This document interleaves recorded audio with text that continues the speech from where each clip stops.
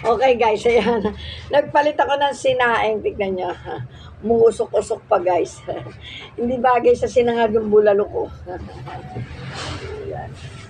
Alang, sobrang init naman ngayon.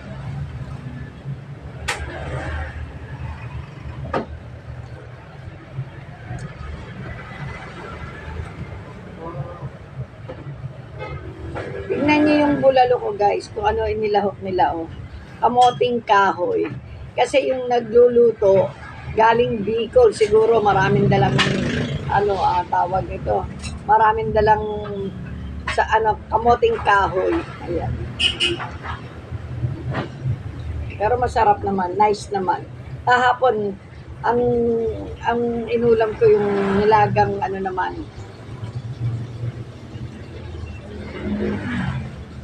nilagang pata. Ganito rin ang lahok, guys. Guys, ano lang to binibili sa tindahan lutong ulam. Sarap, gusto yung kamote. Bumili si Arnold ng apretadang baboy. Saka bulalong baka.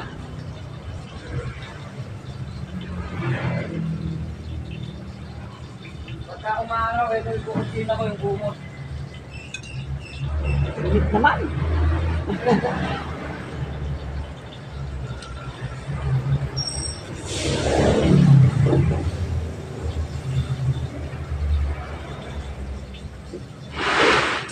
Init.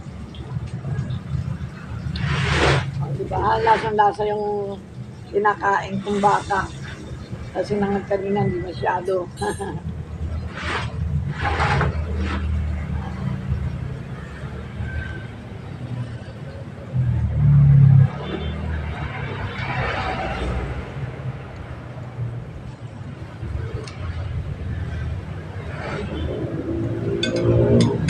Paso-paso tayo guys.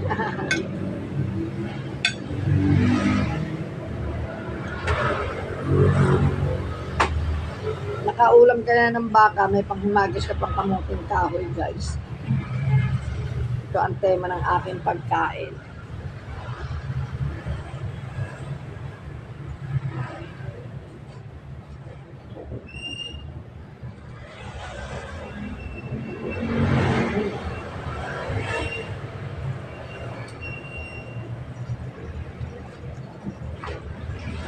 Init-init.